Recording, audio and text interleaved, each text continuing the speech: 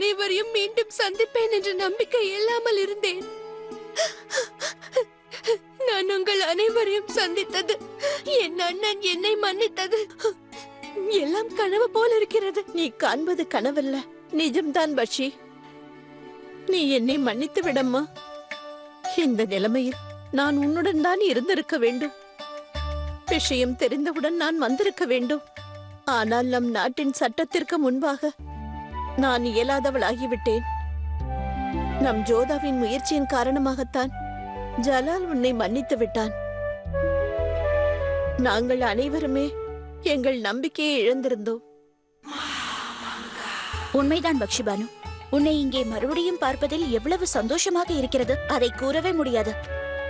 நீ தாயாக போகிறாய். வாழ்த்துக்கள். என்னுடைய தரப்பிலும் வாழ்த்துக்களை ஏற்றுக்கொள் பக்ஷி பானு. உண்மையில் பேகம் ஜோதாவிற்குத்தான் நன்றி சொல்ல வேண்டும்.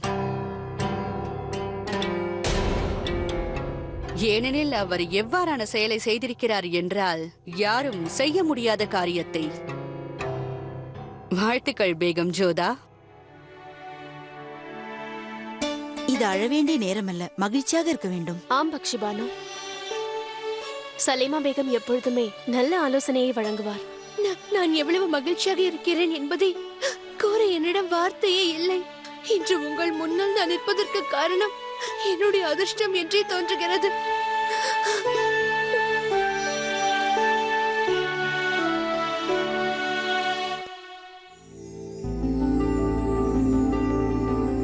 என்ன யோசித்துக் கொண்டிருக்கிறாய் ஜோதா? ஷேன்ஷாவை பற்றி யோசித்துக் கொண்டிருக்கிறேன். சில நேரங்களில் ஷேன்ஷாவை புரிந்து கொள்வது கடினமாக இருக்கிறதல்லவா? ஏன் அவ்வாறு கூறுகிறாய்?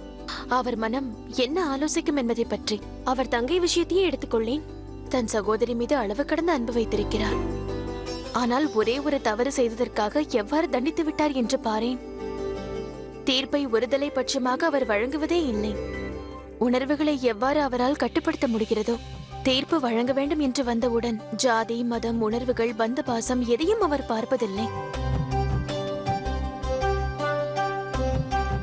நீ கூறியது உண்மைதான் ஜோதா. இதுதான் ஒரு சிறந்த ஷேன்ஷாவிற்கான அடையாளம். ஆனால் இம்முறை நான் கோரியதை கருத்தில் எடுத்துக்கொண்டு அவர் தன் தங்கையை மன்னித்தது எனக்கு மிகவும் மகிழ்ச்சியாக உள்ளது. ஒரு கர்ப்பவதிக்கு குடும்பத்தின் அரவணைப்பு மிகவும் அவசியம். அதோடு இன்னொன்றும் மிக தெளிவாக தெரிந்துவிட்டது. பார்ப்பதற்கு ஷேன்ஷா கடுமையாக இருந்தாலும் அவர் மனதில் ஏதோ ஒரு ஓரத்தில் இரக்கம் இருக்கத்தான் செய்கிறது. பெரிய விஷயத்தை ஏற்கும் மனது சில நேரங்களில் சிறியதை ஏற்காது.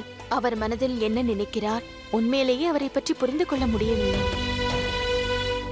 அறிவாயா மோதி, கனவிலும் அவர் பிடிவாதம் பிடித்திருக்கிறார்.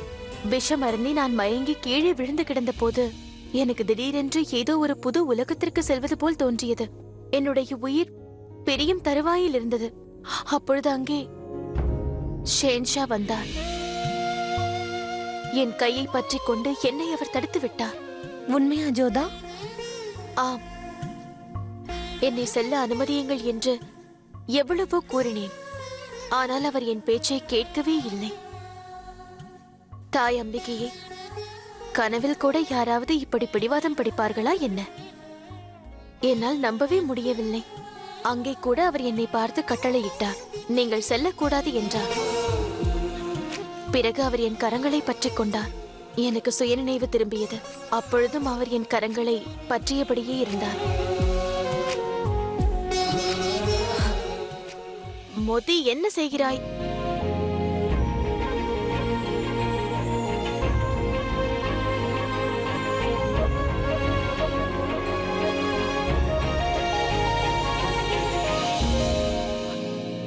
தாங்களா? தாங்கள் வந்ததை மோதி ஏன் என்னிடம் கூறவில்லை? நான் தான் கூற வேண்டாம் என்று கூறினேன். நான் பேசுவதை நீங்கள் கேட்டுக்கொண்டிருந்தீர்களா? கனவில் உங்கள் கைகளை பற்றி கொண்டதை மட்டுமே கேட்டேன். ஷேன்ஷா இப்படி ஒருவருக்கு தெரியாமல் அவருடைய பேச்சை கேட்பது நல்ல விஷயமல்ல. நான் வேண்டுமென்று செய்யவில்லை ஜோதா பேகம். நான் வரும்போது தாங்கள் பேசிக் கொண்டிருந்தீர்கள். அது மட்டுமல்லாமல் நான் இங்கே வரக்கூடாது என்று தாங்கள் கூற முடியாதல்லவா? ஏனென்றால் இந்த இடத்தை நான் தான் எனது பேகத்திற்கு அளித்திருக்கிறேன். ஆம், இருப்பினும் நான் பேசுவதை நீங்கள் கேட்டிருக்க கூடாது. ஆம், அதுவும் உண்மைதான். தாங்கள் என்னை பற்றி பேசவில்லை என்றால், என்னை பற்றி பேசிக் கொண்டிருக்கும் போது அதை அறிந்து கொள்ள எனக்கு முழு உரிமை இருக்கிறதல்லவா? இல்லை, அது என்னுடைய தனிப்பட்ட பேச்சு. வேடிக்கையாக இருக்கிறது ஜோதா பேகம். உங்கள் தனிப்பட்ட எண்ணங்களை உங்கள் தோழியிடம் கூறுவீர்களானால் கணவரிடம் கூற மாட்டீர்கள்.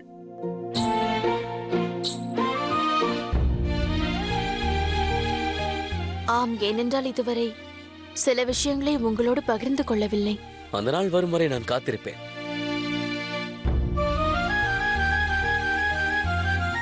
சரி, விடை கொடுங்கள், நான் சென்று வருகிறேன். பார்த்து ஷேன்ஷா, என்ன இது? உங்களுக்கு பொறுமை என்பதே கிடையாதா ஷேன்ஷா?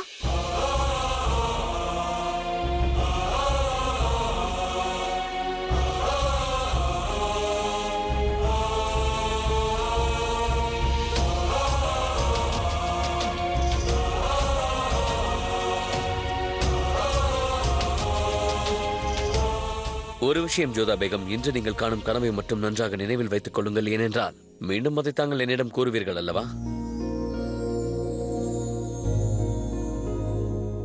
நான் சென்று வருகிறேன் ஜோதா பேகம்.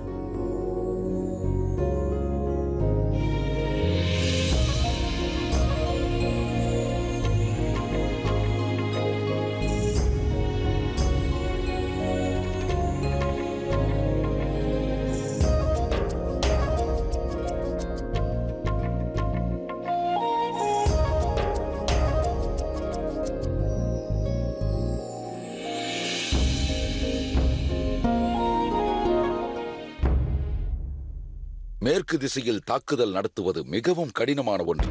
ஏனெனில் அவர்களது சேனைகள் இங்குதான் சூழ்ந்துள்ளனர். சரியாக கூறினீர்கள் சர்தார் ஜெகத்சிங். நாம் இருபுறத்திலிருந்தும் தாக்குதல் நடத்த வேண்டும். வடக்கு பகுதியில் இருக்கும் அவருடைய சேனைகளுக்கு தெற்கு பகுதிக்கு செல்ல வேண்டும் என்று தோன்றக்கூடாது. ஆகையால் நாம் பலமாக தாக்குதல் நடத்த வேண்டும். இவர்களை நாம் இங்கேயே நிறுத்திவிட்டால் தெற்கு பகுதியில் இருக்கும் பாதுகாப்பு தளர்ந்துவிடும். அது நம்முடைய வெற்றி வாய்ப்புகளை அதிகரிக்கும். திட்டம் மிக அருமையான திட்டம் சுஜாமல் அவர்களே. ஆனால் நமது சேனைகளின் அளவோ அவர்களது சேனைகளின் அளவை விட மிக குறைவு. ஆம், குறைவுதான். மேவாடின் முகலாயர்களின் சேனைகளின் பலம் 8000. அதே நம்முடைய சேனைகளின் பலம் 5000. மேவாடின் முகலாயர்களின் சேனை கோட்டையை காக்கத்தான் போராடும். ஆனால் நமது சேனைகள் ராஜபுத்திரர்களின் கௌரவத்திற்காகவும் மானத்திற்காகவும் போராடும். ஆகையால் நம்முடைய ஒவ்வொரு வீரனும் அவர்களுடைய 10 வீரனுக்கு சமம். அதனால் நம்முடைய மொத்த சேனைகளின் கணக்கு 50,000. அதனால் 8000த்திற்கும் 50,000த்திற்கும் பெரிய வித்தியாசம் உள்ளது. நாளை கிழக்கில் கதிரவன் உதிக்கும் பொழுது நமது படைகள் மேவாட்டை தாக்கும். தாய் அம்பிகை! தாய் அம்பிகை! தாய் அம்பிகை! வெற்றி உண்டாகட்டும். ஜோதா பேகத்திடமிருந்து தங்களுக்கு செய்தி வந்திருக்கிறது. செய்தி கொண்டு வந்தவனை உடனே உள்ளே வரச் சொல். உத்தரவு.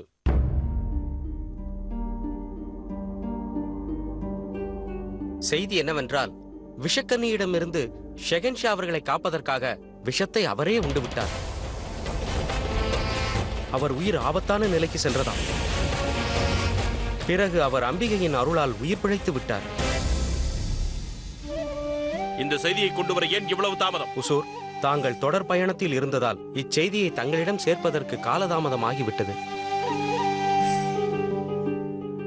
சரி, நீ செல். உத்தரவு. பிரச்சனை ஏதும் இருக்காதல்லவா சுஜாமல் அவர்களே? ஆம், ஆனால் தாக்குதல் நடத்திய பிறகு நான் உடனடியாக ஆக்ராவுக்கு புறப்பட வேண்டும். அங்கு சென்று நான் ஜோதாவை சந்தித்தே ஆக வேண்டும். என்னை மன்னிக்க வேண்டும் அரசே. தாங்கள் ஆக்ராவிற்கு செல்வது உச்சிதமாக இருக்காது. குமாரி ஜோதா ஷெகன்ஷாவை மனம் புரிந்து கொண்டதால் ராஜபுத்திரர்களுக்கே அவர் எதிரியாகிவிட்டார். அதோடு இந்த ஆக்கிரமிப்பிற்கு பிறகு முகலாய வம்சத்திற்கே நாம் எதிரியாகி விடுவோம். ஆகவே தாங்கள் ஆக்ராவிற்கு செல்வது... அவர்கள் விரோதத்தை வளர்த்துக் கொள்ளட்டும். ஆனால் ஜோதாவுடைய அண்ணனாக என்னுடைய கடமையை நிச்சயம் நிறைவேற்றுவேன். ஜோதாவை நான் ஒருமுறை பார்க்கும் வரை என் மனதிற்கு நிம்மதி கிட்டாது.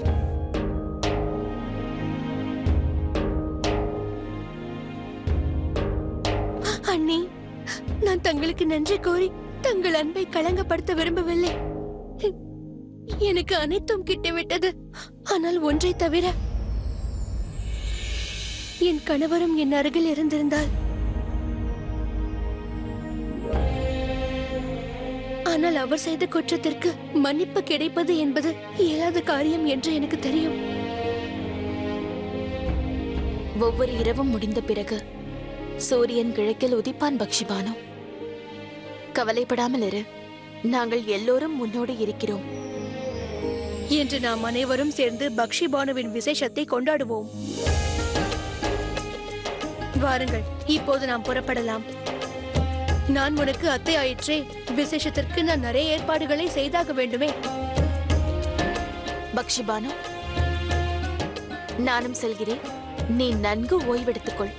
இன்னொரு விஷயம், இனிமேல் அழக்கூடாது, சந்தோஷமாக இருக்க வேண்டும். கர்ப்ப காலத்தில் ஒரு தாயின் மனது எப்படி இருக்கின்றதோ அதன் பிரதிபலிப்பு குழந்தை மேல் தெரியும் என்பார்கள். அதனால் நீ நிம்மதியாக இருப்பதற்கு முயற்சி செய். ஆம் பக்ஷிபானு, இவ்வாறு நீ அழுது கொண்டிருந்தால் குழந்தை பிறந்த பிறகு மிகவும் அழுவானாம், இருளை கண்டு பயப்படுவானாம். எனவே நீ எப்பொழுதும் அழாமல் சிரித்துக் கொண்டே இருக்க வேண்டும். இப்பொழுது மகிழ்ச்சி திரும்பிவிட்டது. அதன் ஆரம்பம் ஆனந்தமாக இருக்க வேண்டும். பக்ஷிபானுவின் குழந்தையை நாம் அனைவரும் ஆனந்தமாக வரவேற்போம். அதை நாம் அனைவரும் கொண்டாடுவோம்.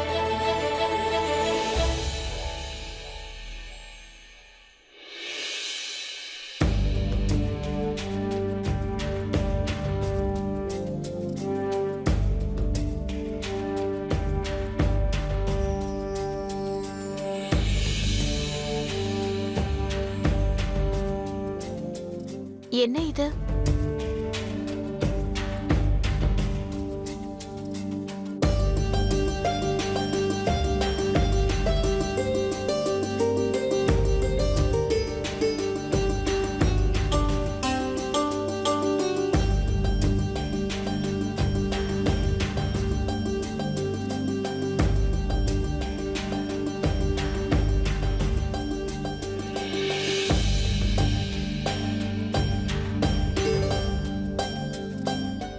இதெல்லாம் என்ன? பார்ப்பதற்கு சதுரங்கம் போல் இருக்கிறது. நீங்கள் சரியாக கூறினீர்கள் ஜோதா பேகம். இது சதுரங்கம் விளையாடுவதற்கு. இங்க இருக்கும் நபர்கள் காய்களுக்கு பதிலாக மனிதர்கள். என்ன, எப்படி இருக்கிறது? மனிதர்களை பகடக்காயாக விளையாடுவது வினோதமாக இருக்கிறது ஷென்ஷா. சரி, இதை யார் விளையாடுவார்கள்?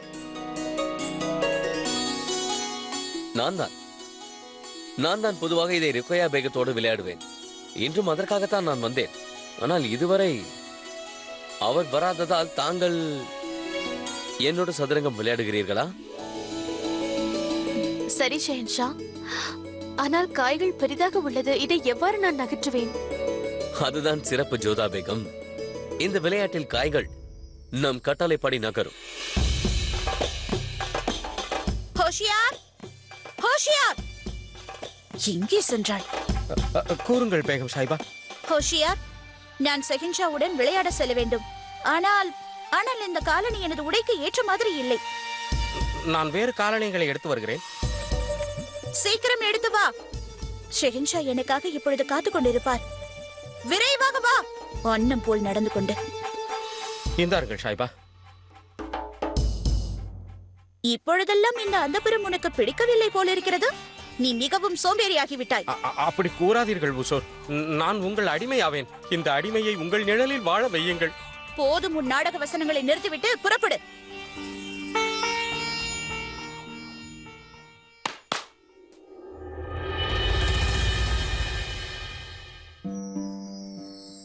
ஷென்ஷா, மனிதர்களை விளையாட்டு பொருளாக்குவது எனக்கு சங்கடமாக இருக்கிறது. விளையாட்டை விளையாட்டாக பார்க்க வேண்டும். ஆழ்ந்து யோசிக்காதீர்கள். இதோ பாருங்கள், குதிரையே, வலதுபுறம் முன்னோக்கி செல். அதெல்லாம் சரி ஜோதா பேகம். விளையாட்டில் பந்தயம் இருந்தால் தானே நன்றாக இருக்கும். இந்த விளையாட்டில் தாங்கள் வென்றுவிட்டால் நீங்கள் வேண்டுவதை நான் தருகிறேன். பயப்பட வேண்டாம் ஜோதா பேகம். நீங்கள் இந்த விளையாட்டை ஷெஹன்ஷாவோடு தான் விளையாடுகிறீர்கள். முதலில் விளையாட்டை ஆரம்பிப்போம். பிறகு ஜெயித்தவருக்கு என்ன தரலாம் என்று இறுதியாக நாம் யோசித்துக் கொள்வோமே. இப்போது உங்கள் முறை, ஆரம்பியுங்கள். சரி, ஒரு விஷயத்தை நன்றாக ஞாபகம் வைத்துக்கொள். நான் உள்ளே சென்றதும் யாரும் உள்ளே வர அனுமதிக்காதே. சரி, இன்று நான் ஷெஹன்ஷாவோடு வெகு நேரம் விளையாட வேண்டும் என்று ஆசைப்படுகிறேன். வெகு நாட்கள் ஆகிவிட்டது. நான் அவரை மீண்டும் மீண்டும் தோற்கடிப்பேன் பார். இதில் என்ன புதுமை இருக்கிறது ஷாயிபா? ஷெஹன்ஷா அவர்கள் உங்களிடம் தோற்பது ஒன்றும் புதிதில்லையே. சிப்பாய், முன்னோக்கி செல். ஒரு விஷயம் ஜோதா பேகம், நான் ருக்கையாவோடு எப்போதும் தோற்றுதான் போவேன். ஆனால் தாங்களோ அவரையே தோற்கடித்தவர். எனக்கு என்ன தோன்றுகிறது என்றால், இந்த விளையாட்டு சற்று கடினமாகத்தான் இருக்கும். விளையாட்டில் வெற்றி தோல்வி என்பது பொதுவான விஷயம். முக்கியமானது நாம் அதை சந்தோஷமாக விளையாட வேண்டும். வெற்றி தோல்வியை நாம் புன்னகையோடு ஏற்றுக்கொள்ள வேண்டும். மிகவும் அற்புதம். சரி, இப்போது குதிரையே, ஜோதா பேகத்தின் சிப்பாயை வெட்டிவிடு.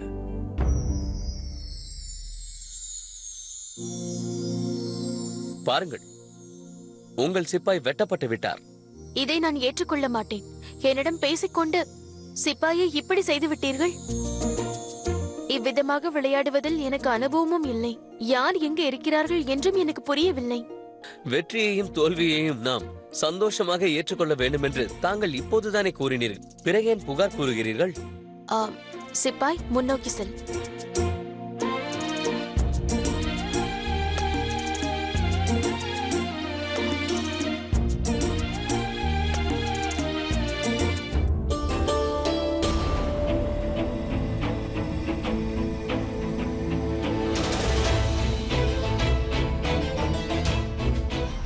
ஜோதா பேகம் இங்குமா?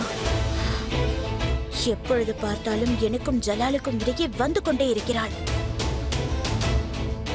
மகமாங்கா மிகவும் சரியாகத்தான் கூறினார். ஷெஹன்ஷாவிடமிருந்து ஜோதா பேகத்தை தள்ளி வைக்க வேண்டும் என்று. இன்றேதோ மிகவும் ஆனந்தமாக இருக்கிறீர்கள். இல்லை ஷென்ஷா, நீங்கள் கற்றுக் கொடுத்த வித்தையை நான் பயன்படுத்தினேன். உங்களிடம் பேசிக்கொண்டே காய்களை நான் வெட்டிவிட்டேன். நன்றாகவே விளையாடுகிறீர்கள். ஹோஷியார், நீ ஒரு வேலை செய். ஷெஹன்ஷா அவர்களுக்கு சுவாரஸ்யம் குறையும் வரை நீ இங்கேயே காத்திரு. அவர் இங்கு வந்த பிறகு நான் அவரை சந்திக்க வெகு நேரம் காத்திருந்தேன் என்று கூறு. நான் வேண்டுமென்றால் உள்ளே சென்று கூறவா? வேண்டாம். நான் என்ன கூறினேனோ அதை மட்டும் செய். புரிந்ததா?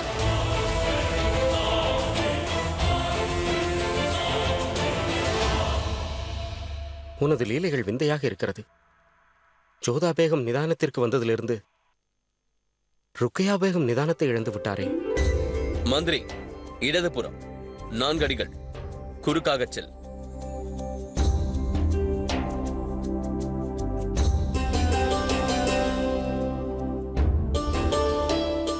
நீங்கள் வெற்றி பெற்று விட்டீர்கள். ஆனால் இந்த வெற்றியில் எனக்கு மகிழ்ச்சி இல்லை ஜோதா பேகம்.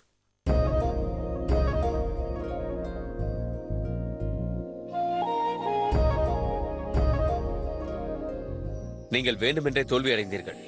நான் வேண்டுமென்று இப்படி செய்யவில்லை ஷென்ஷா. இது எனக்கு புதிதாக இருக்கிறது. நான் ஏன் இந்த நல்ல வாய்ப்பை விட்டுக் கொடுக்க போகின்றேன்? சரி, நீங்கள் அவ்வாறு கூறும் பட்சத்தில் நானே வெற்றி பெற்றவன். பந்தயத்தின் அடிப்படையில் இப்போது உங்களிடம் நான் ஒன்றை கேட்கிறேன். நீங்களோ ஷென்ஷா, என்னால் உங்களுக்கு என்ன தர இயலும்? சிந்தித்து பாருங்கள், ஷெஹன்ஷாவிற்கு என்ன தரலாம் என்று. சரி ஷென்ஷா, நான் தரப்போகும் பரிசால் தாங்கள் இன்னும் மிக சிறந்த ஷென்ஷாவாக, மனிதராக மாறப்போகிறீர்கள். அதனால் உங்கள் பிரஜைகள் உங்களை மிகவும் நேசிப்பார்கள். அனைவரும் செல்லுங்கள்.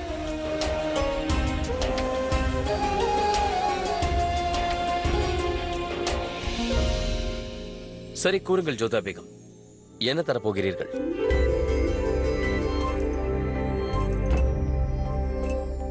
எப்படிப்பட்ட பரிசென்றால் என்னிடமிருந்து பெற முடியாது. பக்ஷி பானுவிற்கு தரப்போகிறீர்கள். அதுவும் இன்று அவளுக்கு நடக்கும் விசேஷத்தில் தர வேண்டும். விந்தையாக இருக்கிறது ஜோதா பேகம். தோற்ற பிறகும் என்னை உங்கள் பேச்சை கேட்க வைத்து நினைத்ததை சாதிக்கிறீர்கள். சரி, கூறுங்கள், பக்ஷிபானுவிற்கு நான் என்ன பரிசு தர வேண்டும்? அவள் மறக்க முடியாதபடி ஒரு பரிசை நீங்கள் தர வேண்டும். நீங்கள் அவள் மீது வைத்திருக்கும் பாசம் அவளுக்கு புரிய வேண்டும். அவள் பார்வையில் நீங்கள் இமயத்தை விடவும் உயரமாக தெரிய வேண்டும். ஜோதா பேகம், புதிர்களை ரஹீம் சொல்லி கேட்கும் போது நன்றாக இருக்கும். சரி, கூறுங்கள், பக்ஷிபானுவிற்கு நான் என்ன பரிசு தர வேண்டும்? பக்ஷிபானுவின் கணவர் ஷெரீஃபுதீன் அவர்களே.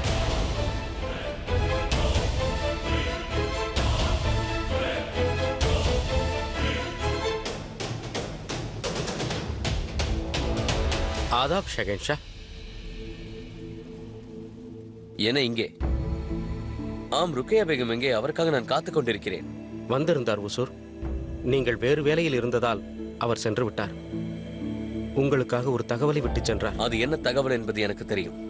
என்னை சந்திக்க விரும்பியிருப்பார். நான் இப்போது அவரை பார்க்கத்தான் செல்கிறேன். ஒவ்வொரு முறையும் எனக்கும் ஜலாலுக்கும் இடையே அந்த ஜோதா பேகம், என்னால் இவற்றை எல்லாம் பொறுத்து கொள்ள முடியவில்லை.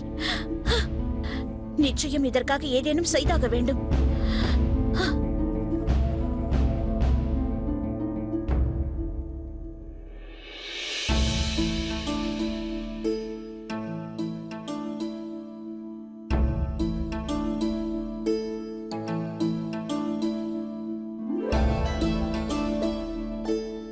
நீ என்னோடு விளையாட வரும்போது நான் இந்த ஜோதா பேகத்தோடு விளையாடிக் கொண்டிருந்தேன்.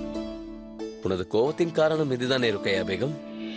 சிறு வயதிலிருந்து நான் உன்னோடு சதுரங்கம் விளையாடுகிறேன். ஆனால் ஜோதா பேகத்தோடு நான் விளையாடியதில் ஒரு புது அனுபவம் ஏற்பட்டது.